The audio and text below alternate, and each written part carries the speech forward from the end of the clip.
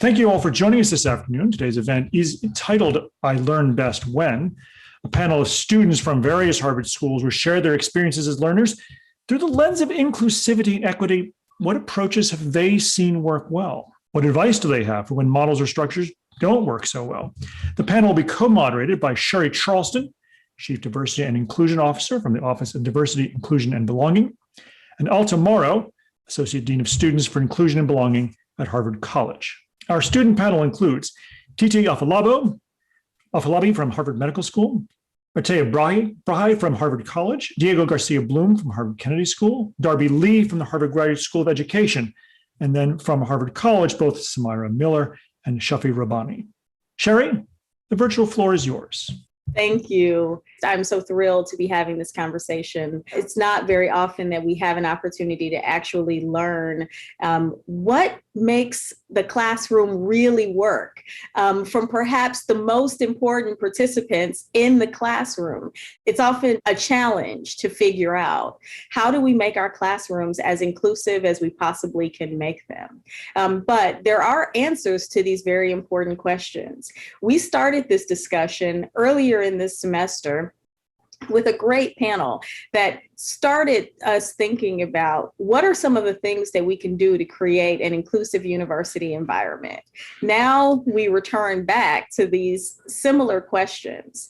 And so our task today is really to unearth some really exciting, new, innovative, no pressure panelists, but yes, unearth some new approaches to bolster equitable and inclusive classroom instruction. And I am thrilled that my faculty colleagues are joining us today, and we're starting to think about this. As we know, no one innovates or elevates without feedback.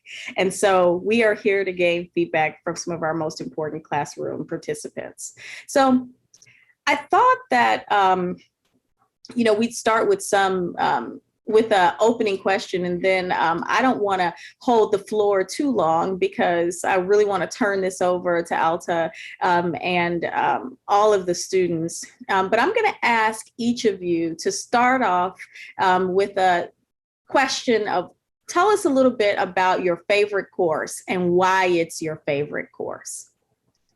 So right out of the gate, give us what we need to give us the high bar that you would set, what your favorite course and why. And then without further ado, I will turn the rest of the moderated discussion over to Dean Mauro, who will take us into the rest of the questions.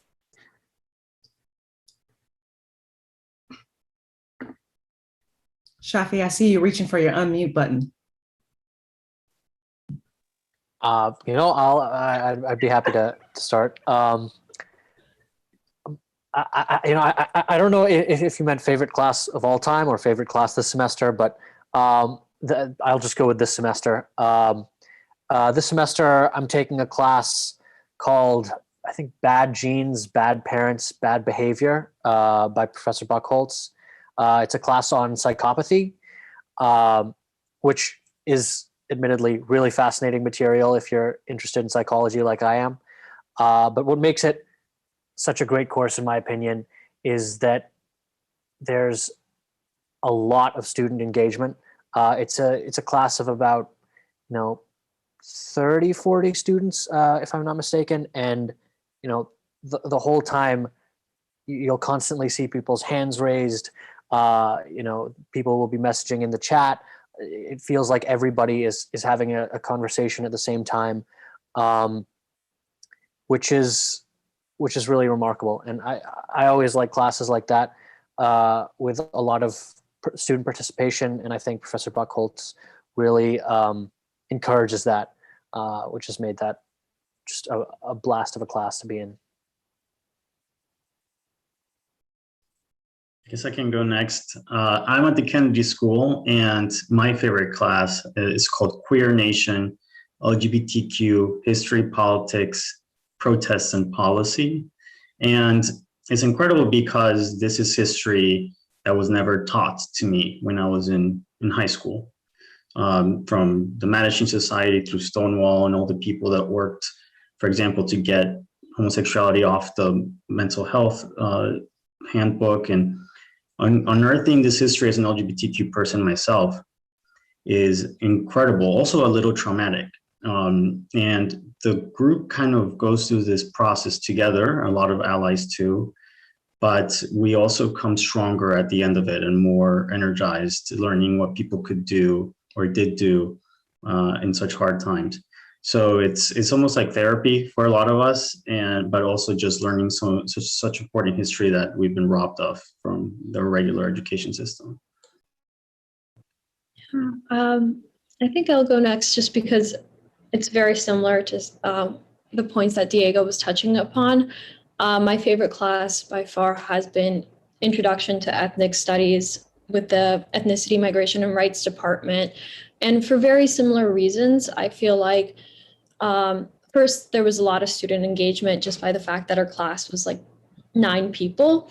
But second, it unearthed a lot of histories that I think aren't talked enough in academia or aren't seen as holding the same amount of weight, specifically queer studies, studies on indigeneity, studies on migration.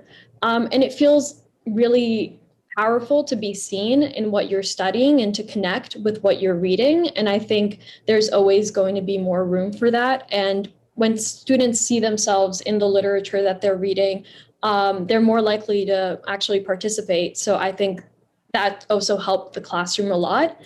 And there was also the sense of how it was taught in that I felt like I was being seen not only as like someone who churns out papers, but just as a real person. And we had check-ins in the beginning of every class that I thought was just very important and allowed me to connect to the professor in ways that I hadn't before.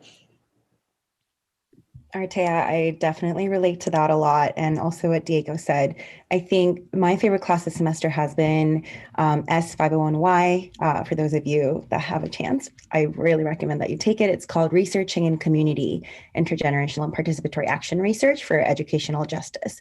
And this class deals with critical participatory action research, which a lot of you may be familiar with.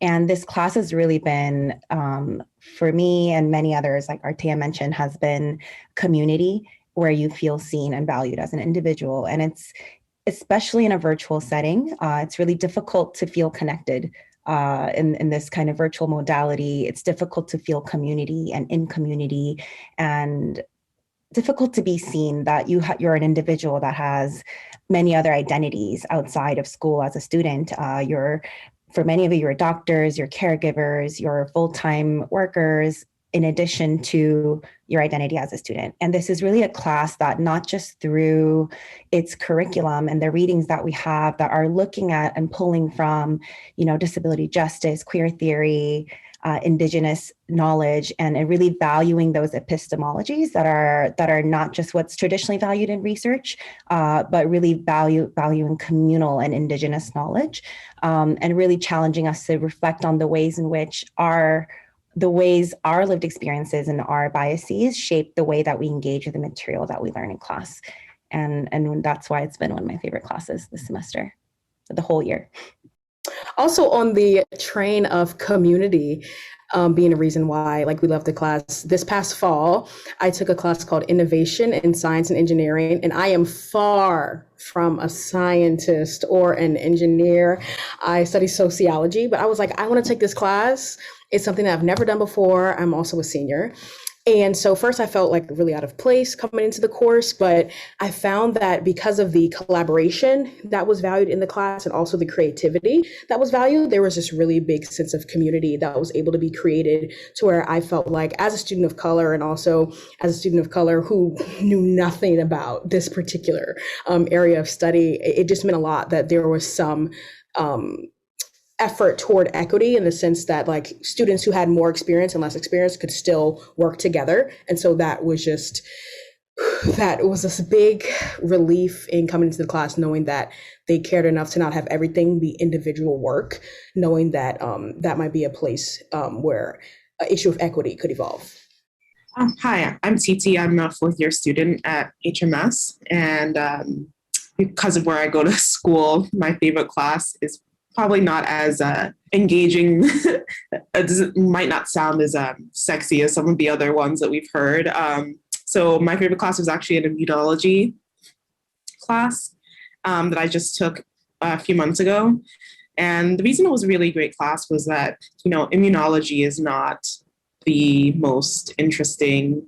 Well, I guess it depends on who you ask, but to me, but what was really great about the class was that the professors it was very obvious how passionate they were about the topic.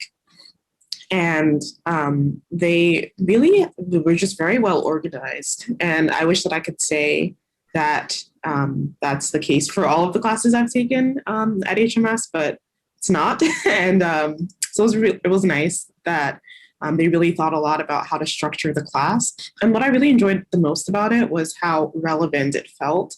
I think it's really important when course directors make their courses relevant and applicable to the times that we're living in now. And as an immunology class, they made efforts to just about the latest research regarding COVID. And I thought that was really, really helped with engagement and was one of the reasons that I really enjoyed the class. Well, thank you everyone for indulging that question. And TT, in this era where we're dealing with COVID, that is a very, very, very sexy class. So, I think we're all thrilled to hear about it. So Alta?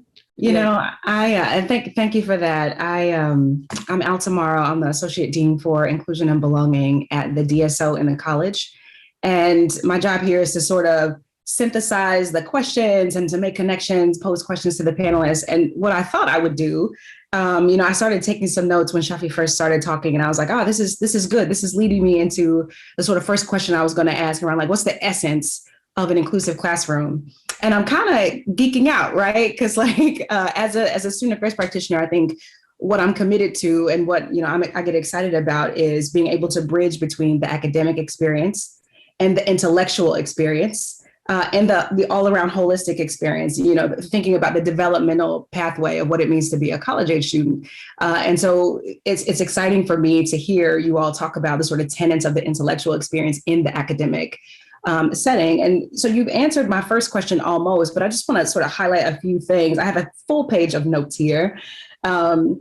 What makes a good course, essentially. We're extrapolating a bit, but what makes a good course? And so some of the things you've said, starting talking about like the energy, like Shafi talked about, this give and take, that people were continuously raising their hands and engaging.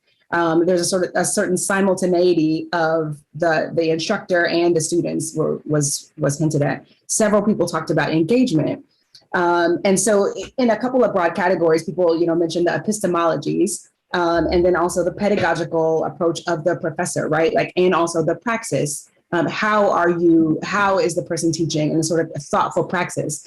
But these other themes that started to come out around the content are really around, histories from minoritized perspectives, right? And I think it was Diego starting to talk about the course. And even though that course was a little traumatic, I wrote down, it was worth it. And I'm thinking of, the possibility of the right support in sort of what we talk about in student affairs sometimes is creating the container in which people can approach new challenge. And learning is about the challenge of a growth edge, right?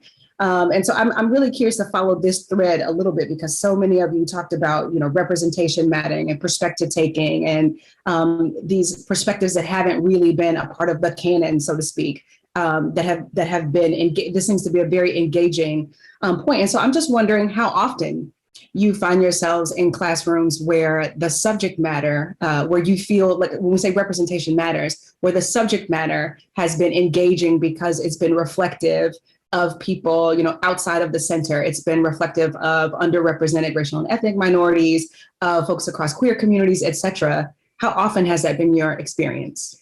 I think that could go just because I study a lot of social theory. I'm in the social studies department, and a lot of that theory is going to be, Rousseau, Hobbes, Tocqueville, a lot of white men whose experiences are very different from mine, just inherently.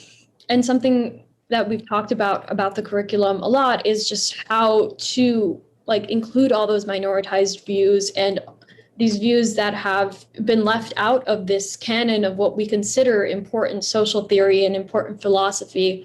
And towards the it's a 2-year course in which we talk about 2-semester course rather, which we talk about social theory, and the latter half does talk about like post-colonial theory about gender and sexuality, and hints at, different movements. For me, I remember having this moment of tearing up while reading about Islamic feminism and finally seeing, Islam not represented as this backwards religion.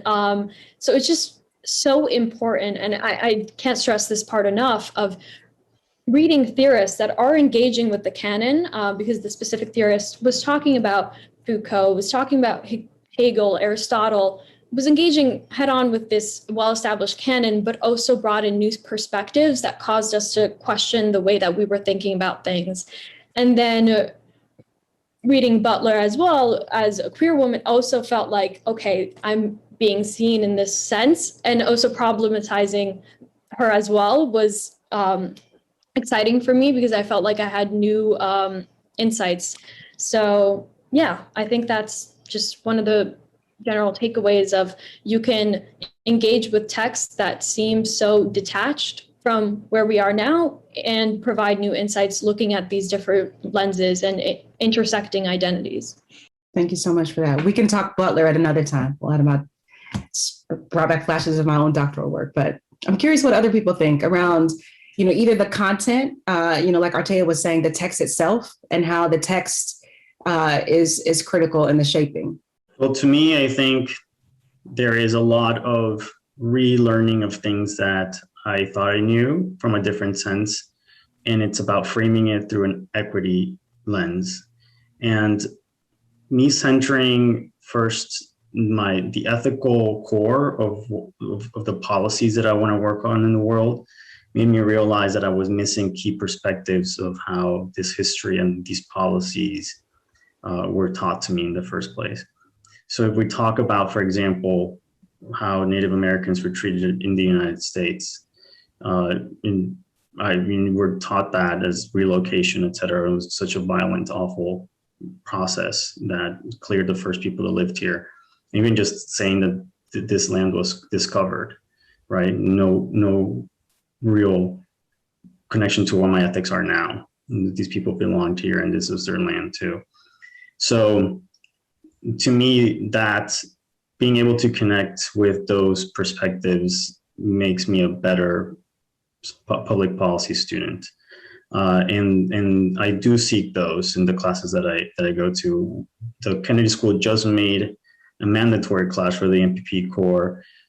It's called Race and Racism in the US as a Global Power. And it was the product of student activism. We asked for the class last fall and it wasn't approved until summer, until we saw the nationwide reckoning. And you start to see things like, where does this income tax credit go to? 80%, white families. But then shouldn't the goal be to incentivize home ownership for the people that need it the most and people of color? So is this really the policies that we want to be putting forth? And just looking at things more critically in that sense has made me a better policymaker. And as I center myself in the ethics of how I want to live my life and the change I want to see in the world and make in the world. I know you're in the Kennedy School, but that reminds me of something I'm used to hearing Dean Karana talk about when he states the mission of the college, almost every time he speaks to a group, and talking about the role of the education at Harvard College is to prepare people for engaged citizenry. So Artea talking about the content, and you're really talking about the context and how important it is for both of those to be a part of the experience. So you're prepared to, go out and to lead in an informed way. I appreciate that. Anybody else have a thought? I think my experience has been a bit of a mixed bag. So at the Harvard Graduate School of Education, we see a big push, especially this year, to incorporate more diversity perspectives and equity perspectives into the classroom. I know there's a master's restructuring happening next year, where much like the Kennedy School that Diego just mentioned, will have required core diversity classes that students will be required to choose from.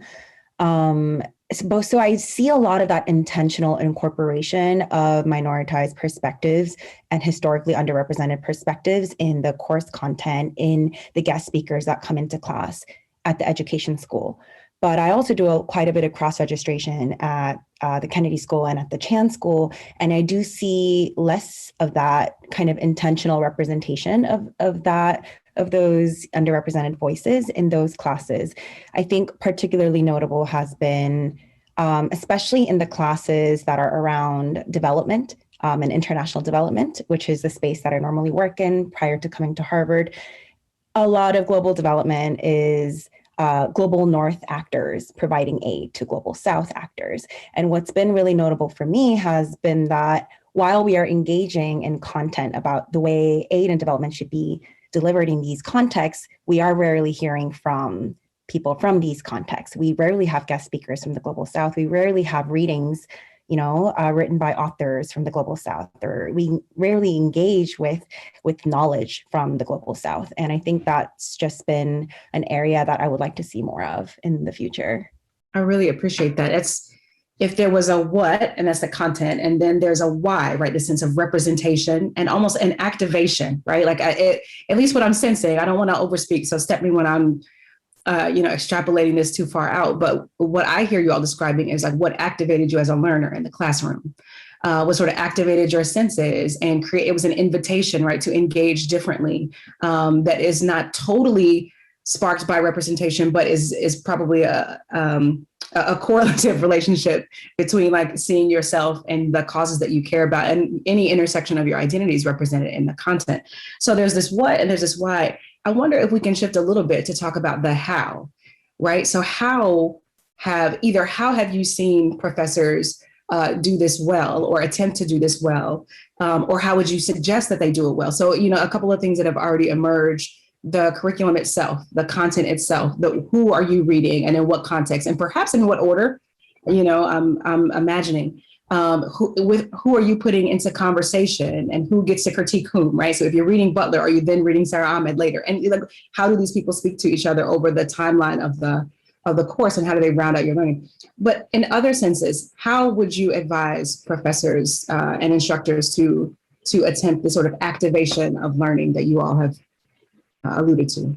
I think the reason the earlier class that I mentioned has been one of my favorites is because the professor takes a very intentional approach to not just be the one practicing that banking model of knowledge where the professor is the one lecturing at the students and the students are absorbing the knowledge, but she's very intentional about learning from the students themselves and drawing on the lived experiences of students as they engage with the material. And I think that's one of the ways in which she's really been able to make this class feel like a family. And it's such a grounding space, right? And she practices that in a number of ways. Like, first of all, like with the course curriculum and content and the guest speakers that we bring into the class to make sure that there's diversity there. But also she does this by making sure that there's been a lot of national events that have affected students in a variety of ways this year.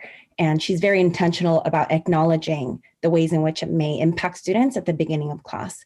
And so if you're coming into this space and there's just been another shooting this week, and if you're coming to this space feeling hurt and feeling in pain, just having that acknowledgement at the start of class can be healing, can make you in a more of a space where you're able to accept the material that day, because the pandemic has affected us in so many ways, and because all of these other national and international events have affected us in so many ways.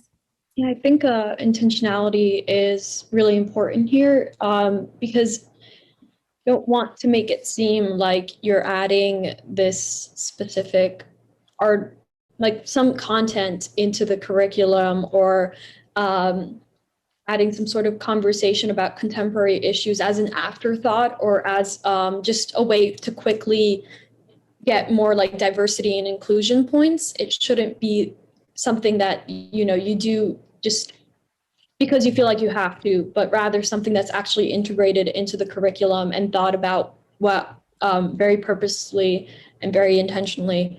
And so something that has been ingrained in the curriculum of like what the social studies class that I've been talking about again is always my professor asks about what contemporary issues do you think can be brought to light using this specific lens, and somehow relating it to something that is contemporary and feels so pressing makes students more likely to engage with the material because then they can draw connections to their own life. It feels more personal. And it also kind of is a way to integrate that type of thinking of inclusion and diversity without having it just be something that, is an afterthought. I want to shift a little bit here, or following along in this line of thinking. If folks have thoughts on how to do that outside of the social sciences, right, where it might be perceived to be a little bit more plausible or a little bit easier, right? The subject matter might lend itself to the kind of critique or the kind of, it lends itself more, perhaps, is the intuitive thought. There's a lot of good research that says that it's, highly possible in other fields, but I wonder if folks have experiences in STEM in particular, where the same essence that we've been talking about has been cultivated in the classroom. Perhaps not the same content, but the same, if we go back to thinking about an engaged class where, I think it was Artia talked about this sort of the holistic nature of the course, engaging the student as a whole person. In what other ways have you all experienced that? I'm at the Kennedy School, but before this, I was a nuclear engineer. So I spent a lot of time doing STEM classes. And to me, the thing that is true in every class for me is when the teacher really cares about you, where you come into the class, what your goals are, and what kind of help you'll need along, that's when I feel really empowered to learn. So even if it has to do with, and I think that comes in doing some intentionality, like Ardia said.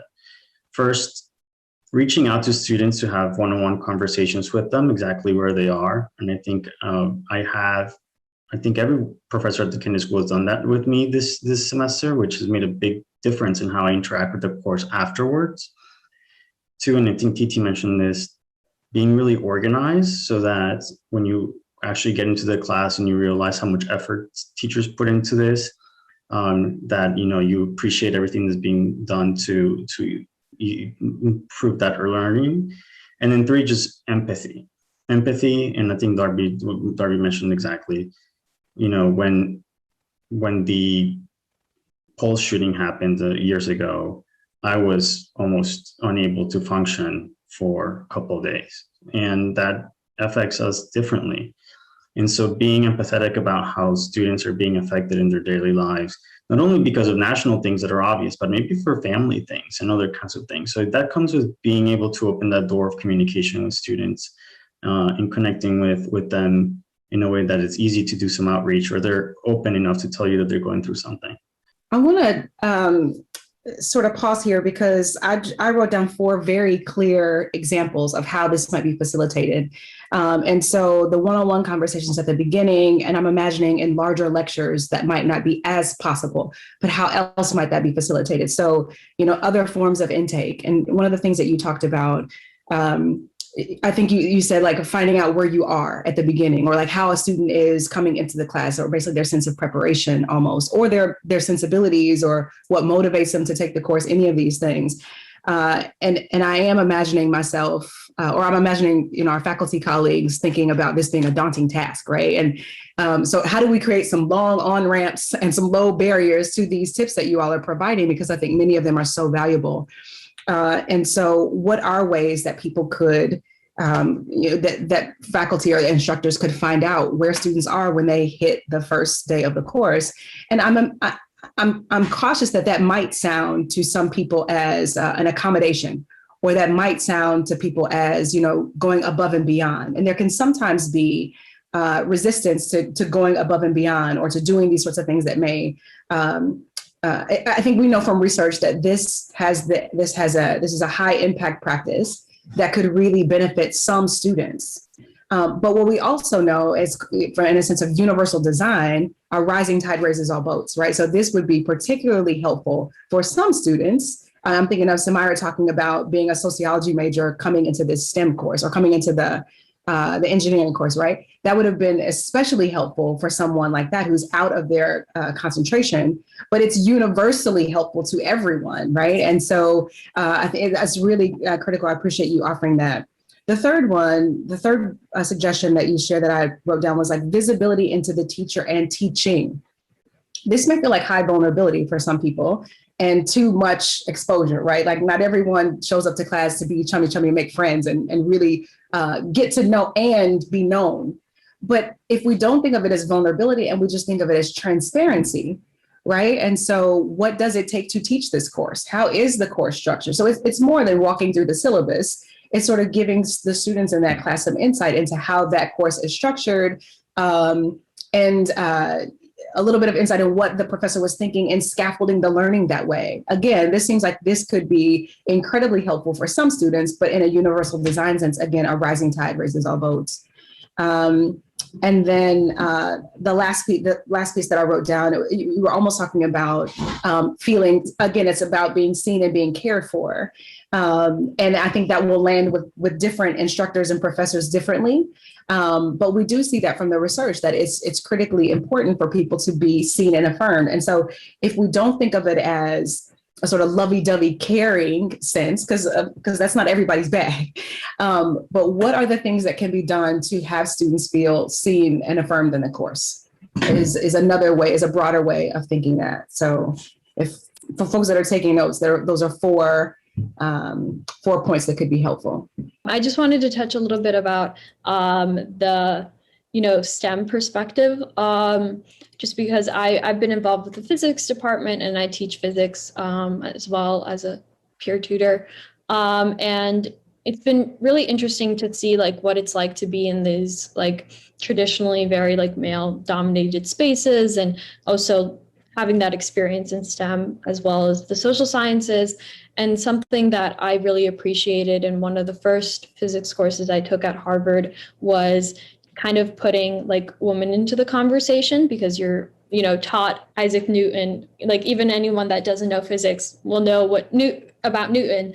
And kind of in that conversation is also Emile de Chateau, which is someone you probably never heard about before, but she was very pivotal in a lot of like conservation of energy discussions, and kind of was a major player in the game that wasn't recognized. And so when we started that unit, she was introduced to us, and it wasn't like let's take 2 minutes to just say this is also an important actor in physics, and it is important physicist, but it was more so like we're framing this conversation acknowledging that she's been left out of scientific discourse for a lot, and she hasn't gotten her due credit, and now she will be. And before I introduce this topic to you, we should pay respects to the people who started this foundation of and it just felt great to know that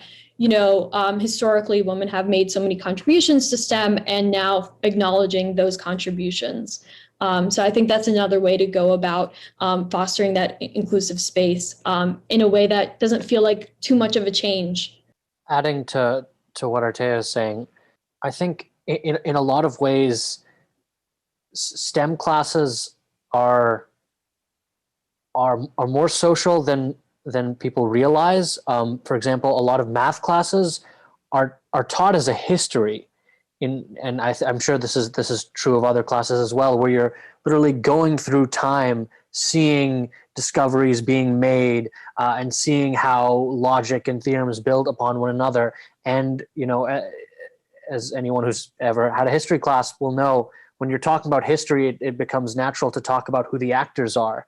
And when you start talking about who those actors are, you've basically colored the story literally. I remember sitting in a math class, and this never came up in the class itself, but on one of the walls there was this timeline of the history of mathematics, basically, and it was just a bunch of people. It was just a bunch of mathematicians who had made contributions over hundreds of years, and that timeline was entirely consisting of white men. And even I, as an undergrad, know that that's objectively not an accurate depiction. There are so many women and people of color who have contributed in not insignificant ways to mathematics, to physics, to all sorts of fields. And I can't really I don't know if I can, but I don't really blame the person who put that up there, because that's probably what they were taught. And, and why would they ever think that that was wrong? So I think a really important part of, opening up your classroom to all students is being critical, not just of what you consume, but what you've already consumed. And in the sense that you're willing to acknowledge that, maybe a lot of what you learned, which will come out in what you teach, is wrong. And that you might have to, to challenge what you've been taught and what you've learned in order to, acknowledge the contributions of historically disenfranchised people and give people the due for the work that they did. I really appreciate that. And it leads me to a question that I was debating whether or not I was going to ask depending on time. Earlier, and I don't remember, I have so many notes, right? So I don't remember who said this, but when I was asking the question around, outside of the social sciences, how is this work being done? And, someone talked about faculty being willing and able to learn from students and sort of modeling a mutuality, certainly honoring their expertise, right? But also being in a different, negotiating learning and being in a different position relative to the learner. That's a certain pedagogical perspective. And so I wanted to frame this, Shafi, when you talked about being willing to unlearn certain things requires high vulnerability. How you all would, I don't know, is that partnering with faculty to in the same way that they are creating the containers in which you can approach new learning challenges. This is a sort of mutuality and learning challenge, I imagine. And so the original question that I had is, how do we balance, or how would we encourage faculty colleagues to balance how they learn from students in the moment with not calling for students to make themselves more vulnerable, right? Because sometimes this can be re-traumatizing. And I can imagine, right? And I have very limited collegiate teaching experience, so I want to stay in my lane. But even in those moments, I remember, it was fully clear to me that but their lived experience, right? They have a certain insight, a phenomenological insight that I don't have. And it would be so beneficial for all of us to learn from that student in the moment, but it might mean asking them to come back into a traumatic moment and relive something to benefit me, right? And so it's at their expense, but there's upside potential, but wow, that's a sacrifice. And so I wonder what feedback you have for your faculty and how to do that well, like understanding that in most of these moments, they're incredibly well-intentioned, right? And this is what many of us have been primed to do, is to pass the mic to people and to share the space and to amplify voices. That sometimes comes at a real cost that often can't be predicted. So I just wonder what advice you have on how to navigate those moments or how to create that space. I think the most important thing is to avoid having students testify. So if we're saying this week there was another shooting, Black students, how do you feel about this? This week, Asian women were murdered. Hey, you're Asian, you're in this class. How do you feel about this? That's making students testify, and that could cause harm and re-traumatization. And I don't think any of us want that, and that's not where the intention is. I think a good example I've seen of how this is done well, this like bringing students into the space and allowing them to share, is when the faculty first models, this happened this week, and I want to acknowledge that this happened. And these are the ways in which it has impacted me. And I'm recognizing that it has also impacted many of you. My door is open if you would like to come talk to me about it. But to not force students to do that, testify in a public space, I think has been really helpful.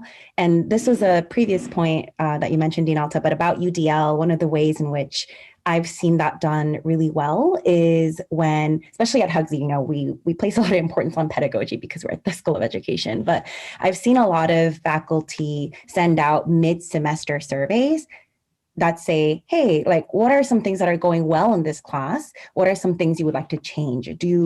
Are you happy with the allotment of breakout groups versus group projects versus lecture time or asynchronous learning? Or would you like to see those components adjusted?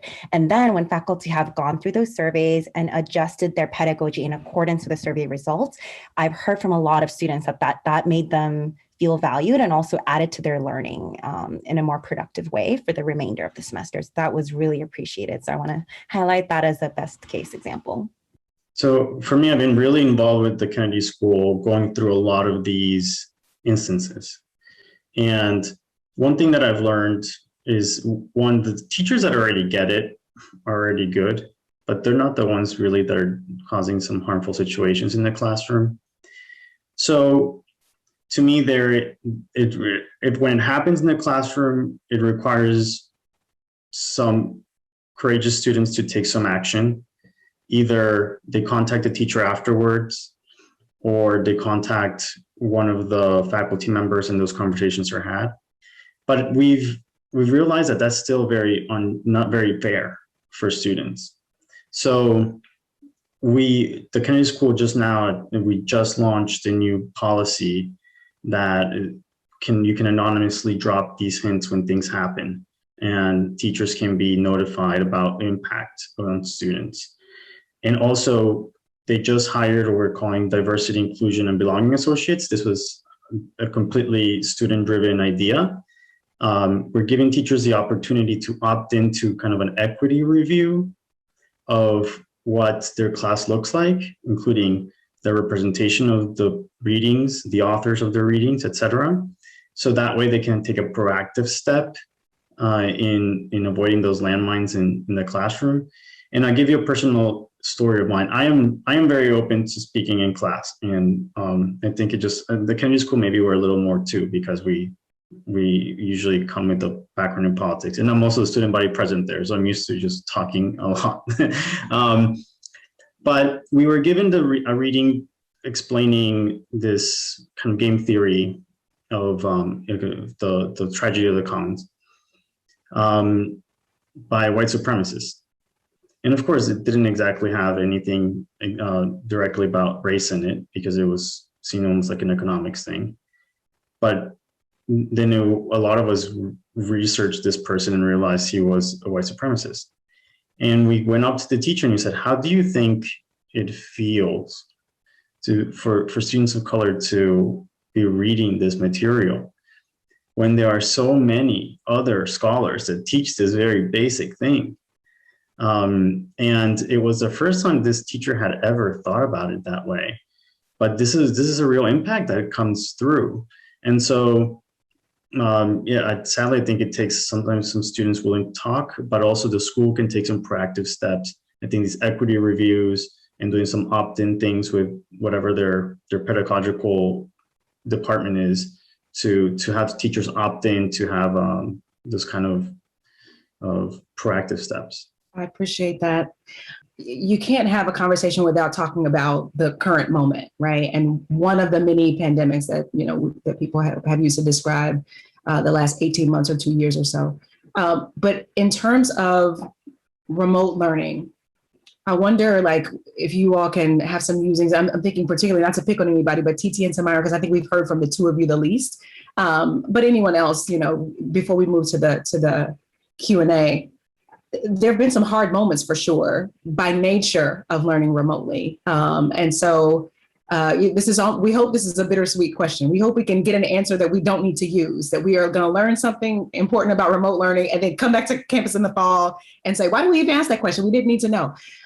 But something about the nature of the experience, right? We do want to learn from the experience. And so I wonder, when you look back at the remote learning, how has good teaching still reached you? How have you still felt held in inclusive classrooms when there have been difficult moments because it's remote? How have folks navigated that in a way that kept you engaged and kept you activated in the way that we talked about as being so valuable? For me, I forget exactly which class it was that did this, but prior to the first day of class, there was a Google form that was sent out where students could list, of course, your usual, your name, your concentration, all the basic information, but also what time zone are you in?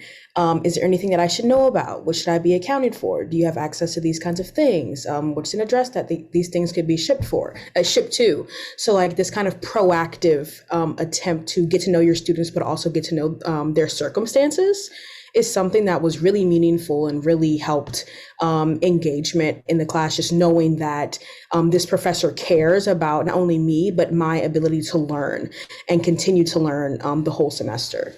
Yeah, Yeah, I definitely would echo that. I think that because of the nature of remote learning, that you have to be more intentional about getting to know students and cultivating that like positive learning environment that is so important.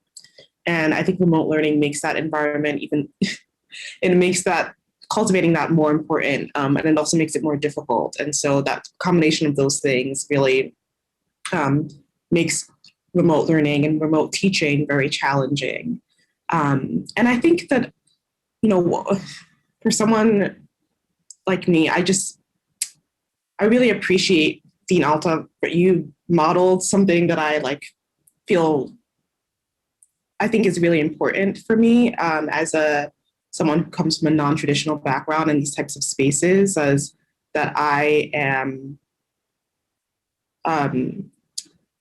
not the most, I don't volunteer to speak as much as perhaps other students do. And I became that way because I went to a similar school for undergrad, for college, in New Haven, Connecticut. We won't mention any names though. And I learned that, you know, I'm just a regular girl from Staten Island, New York. Like, I am not a Kennedy. I am not wealthy. Like, I did not go to a private, I'm just a regular girl. And I felt very much like what I had to say was not as important or as intelligent as other people. And I learned that through the implicit curriculum at my undergrad, and that kind of just shut me down. And I've carried that, and something that I'm working on to this day, even as a grad student who's 30 days away from being a doctor. I still have to remind myself that I thank you. Who's counting though? And so I find that with remote learning, it's even more challenging for me to speak up because of the additional burden of now I have to unmute myself, and what if someone else wants to speak? And, you know, there's just all of these thoughts that go through my mind. And I really appreciate that. I really appreciate that you kind of said oh, you know, you haven't spoken as much, in a way that wasn't what's wrong with you, but just kind of encouraging me, giving me the space to actually speak up. And I think that I think that that's really important for students who come from underrepresented backgrounds, who may not be as forthcoming, and definitely something to consider and to be more intentional about in remote learning. Also, going off of that and how to continue to make classes more engaging going forward, if we are still with remote learning, spice it up a little bit, give us some multimedia projects or other forms of participation. Even some of my classes introduced podcasts as assignments, which I had a lot of fun with. Just let students don't just do papers or pieces all the time. Have guest speakers. We love those, but make sure those speakers don't have racist books or ideologies. No shade to any particular professors, but just get creative and innovative with the ways that you're teaching, and then letting students show that they're learning. So getting creative with assignments and stuff like that as well. The last thing I would say, just as some reminders, right? What you all have really presented are a couple of things. The content is important. The context is equally as important. The intentionality is important. The intentionality in seeing individuals, and then bridging between individuals and the community in the classroom is sort of part and parcel of what we're all doing here at Harvard College, is bridging between the individual and we're a community of communities. And it's important that we think about how we are creating these sort of conditions under which people can be increasingly active in all of those communities. So I thank you very much for all that you've shared, and I'll turn it back to Sherri Charleston. I do want to pick up where we left off with this sort of question around virtual learning, because there are a few questions that came in beforehand that revolved around that. And I want to invite the students to give us any more wisdom, any other things that you would point to that have worked really, really well in the virtual environment that you would like us to carry forward as we return back to campus, which is something that we are all thinking about. So any of the community building pieces, any of the ways that you saw your faculty and your instructors really bringing you into the conversation. So Darby, you want to kick us off? One of the things that I've seen work really well, one of my classes last semester was on childhood trauma, and the professor had grouped us into different groups without a TF, and then had us all read a book and then meet weekly to discuss the book. And I think I just also landed with a really wonderful group of women, but this group, just like the way it's connected us throughout the semester, way we engage with the material, where we were able to discuss the book and the learning that came out of it as it pertains to childhood trauma.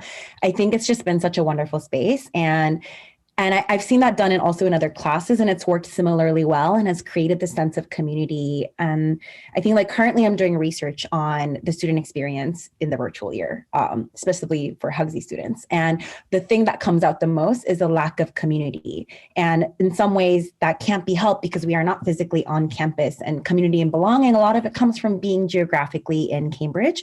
But one of the ways to kind of make up for that is by creating these virtual spaces within the classroom curriculum, especially for students that don't have time or the bandwidth outside of classes to be on Zoom yet again. This is a really helpful kind of strategy for students to build community in the class. Something that I also found very helpful in this virtual format is some of my professors made it a policy for all of us to put our pronouns when we rename ourselves.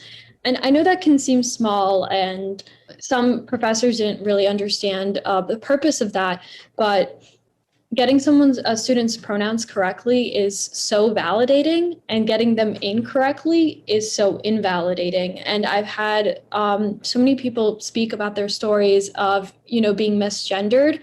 And so something that I hope continues on virtual, non-virtual, is just respecting pronouns. And even though if you don't quite understand it, like taking the time to understand it and really know the complexity of your students. And if someone uses they, them pronouns, use they, them pronouns. And I think that's something coming into this panel, I was like, I need to mention this because I've heard too many stories in which it's been invalidating. I think there's so many nuggets here. I want to probe this a little bit further and ask another sort of poignant question about this that I think we're all trying to master. How can we, and I think, Darby, you gave us a sense of this, of sort of how you create student-to-student connection. Any more nuggets on this? Because I think this is another question that has come into the chat. How do we facilitate connections between students one-on-one and help to, I think, better facilitate connections within the context of the classroom is the question. I've had classes where I feel like I'm just sitting into a webinar, and I've had classrooms where I feel like I'm in a community. A good practice, I would say, is to use either WhatsApp or Slack and to create a group between the students so they can connect and talk to each other outside of the classroom space. And I still use, I did it for an op-ed writing class. I still use that chat to talk to people there, and I can't wait to meet them in person eventually. So I think that's a really good practice, kind of making space that would have normally happened, in the hallways outside, or maybe grabbing a bite to eat afterwards, in an online space that doesn't have the teacher in it, and just let students connect to each other virtually. One of my classes at the ed school that I'm taking, it's called Cream. It's with Professor Jack. We actually start off every class with music. And like, well, one of our assignments is like a song to a playlist. And so like, it's this culmination of music that everyone in the course has added. And so like every day during the beginning and also during the break, like we'll be jamming out to maybe some Shaka Khan or some Luther Vandross or some Post Malone or something. And so that's always fun to know that like, oh, one of my classmates chose this song. And then like everyone's dancing in their little Zoom boxes and some people really get into it. And like some people should really like probably go to Juilliard or something, but it's really cool to see. That's super cool. Well, there's another question that came through before the event, and it goes back to something that you all spoke to earlier. There were some examples of how faculty instructors can demonstrate that they're listening. And so I want to go back there because I think it's a good question. So what helps you feel heard as a student? I think it's a really poignant one because how will faculty instructors know that they have actually responded to things that you've asked them to?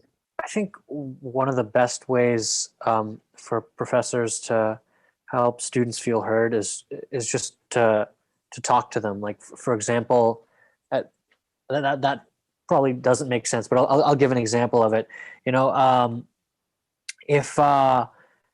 If students have asked that a certain topic be covered, or brought up a deadline problem or something like that, to address that in class and be like, oh, I've heard that so and so thing has come up, that people want to hear about this, or people wanted some flexibility with this.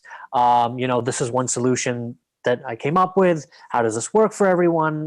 Does anyone have some other suggestions? I think it's just just to have that, even if it's only for a couple of minutes, have that dialogue, have that discussion, to elevate the voices of whichever students brought it up, and then, invite other people to discuss as well. That's a fantastic way to make students feel heard. I know one that we heard earlier, I think, Darby, you mentioned this idea that we could do midterm evaluations and think about how you incorporate feedback. This sort of takes us to another question that was also raised, which is, can you think of other ways that your instructors or faculty can receive feedback from you that you feel comfortable giving? So any other feedback tools, and how can we help to create a culture of feedback that allows us to improve our teaching? Office hours, I think, definitely is one. But just also what I've heard from a lot of students is it makes a huge difference having a Calendly where students can sign up for office hours versus saying, if you want office hours, you have to email me. And we all recognize how busy faculty are between the publications and course design, everything else they have to be doing. But students have really appreciated having that reduced barrier to booking office hours. And it makes you not just more approachable, but it just also helps faculty better address student needs, whether it's like there's been a death in the family, or there's accommodations that need to be addressed, or there's a student wanting to talk about course content, or the way in which race was dealt in the classroom. And just having that space, I think, is really helpful. And this is maybe unrelated to your question, but one thing I did want to raise before we closed out is time zone inequity. I've just heard from so many students about how time zone inequity has been such an issue this year. And I think when we talk about diversity, equity, and inclusion, we also can't forget the needs of international students. And because this year, we've been having some much needed conversations around race in the classroom, but also recognize that for international students, that understanding of US-based race and discussions around racism doesn't exist for international students. And that's, I think, been a point that I've heard a lot from international students is I feel excluded from these conversations. All these conversations around equity are so US centric, and I don't know how to apply it to my context, or I don't feel like I can speak up in these contexts. So I just want to make sure that we are also keeping those needs in mind. I would just add that, I really like the idea of midterm feedback because it allows the course instructors to make changes that will actually affect the students who are giving the feedback. You know, I like to think of myself as a selfless person, but to have just taken a course and then be asked to give feedback that will then be used to improve the class for the next set of students, like that just sounds like very exhausting, especially when you're getting it from like all of your different classes. I think a way to get more buy-in from students is to kind of do it before the end of the course. So that way that those points that they're making can be implemented on the spot. I think those are both fair points. This idea that we should be consciously thinking about evolving our practices, which is something that several of you spoke to, this idea of dynamism, that we constantly want to be thinking about how we innovate, even in the context of the same semester, which is a tall order. So if we can squeeze in one more question, and this is one that is, I think, front of mind for many of us. We know that we want to get it right and we aspire to get it right, but we don't always get it right. And there are often times when harm is done in the context of the classroom, either from student to student, or sometimes from instructor to student. And we want to hear from you. How do you think we can go about rectifying harm when it is caused? And how to deal with it? And what does restoration look like to improve outcomes in your experiences in classrooms? So whoever wants to start. I think the first step is acknowledging that harm was done, because I think oftentimes when harm is caused, there's not that exact like immediate or like direct intention to address it for what it is, and instead it's maybe addressed in a broad sense when like, no, like our first name is not Boo Boo, like we're not fools, like we know that something happened, and when people try to go around it, it makes it worse often, at least in my experiences. There's a lot of value in a simple apology, and I think that we've all made mistakes, and we're all still learning, even as instructors, and it's important to show that type of vulnerability and to be open and really communicate attempts at rectifying any harm that is caused. And I think that actually goes a really long way and humanizes the person that causes the harm and allows there to be room for healing.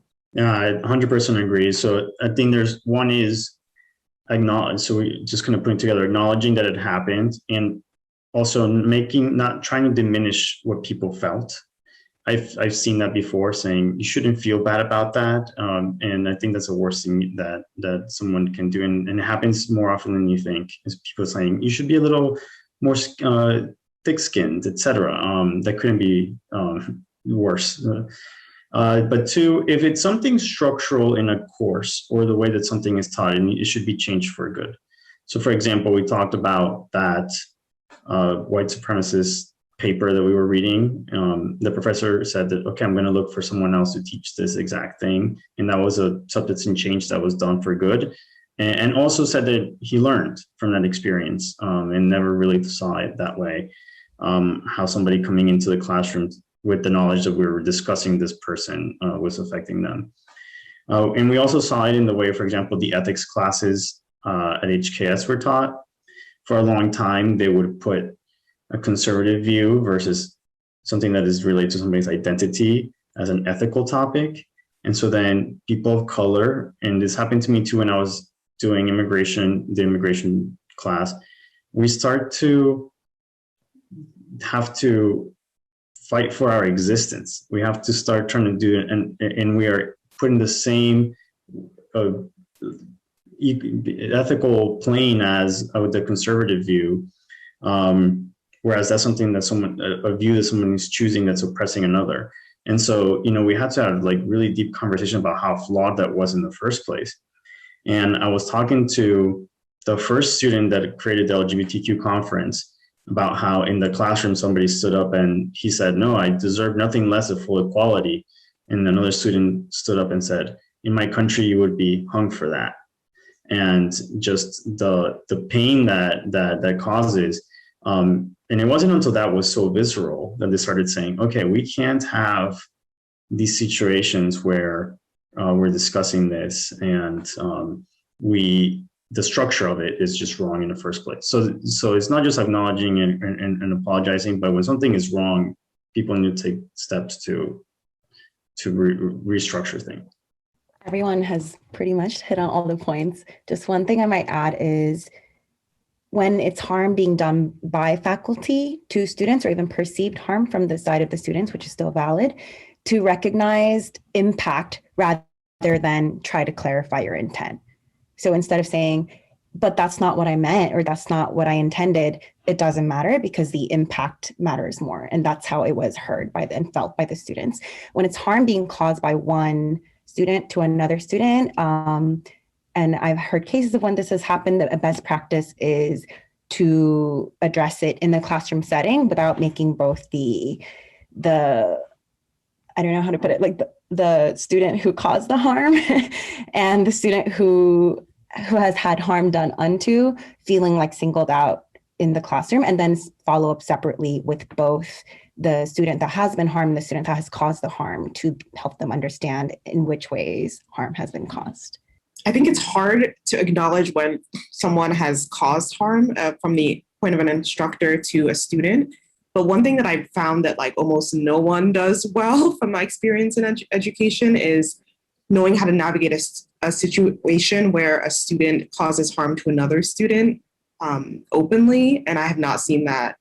So I think that is definitely something that also needs to be thought about, because as an instructor or as a professor, your role is one of creating and cultivating that like safe space for students. And I think it's even more challenging to do that when you're not sure how to handle a situation in which you see some like a transgression from one student to another.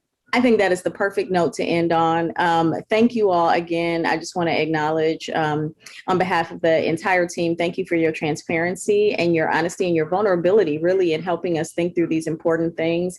It takes a lot of courage to do this. Certainly to the last point, it takes a lot of courage to create inclusive classrooms. So to everyone who is here, thank you for your willingness to take this up. I can't believe we're out of time.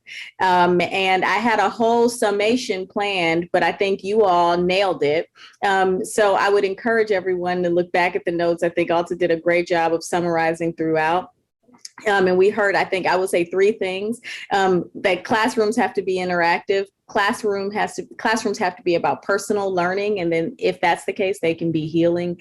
And that classrooms also have to be spaces of community where you feel seen as an individual and connected in that community. So if there's nothing else, if we can leave you all with that, I think this panel has just been absolutely fantastic and outstanding. So thank you for your brilliance and your willingness to share it with us.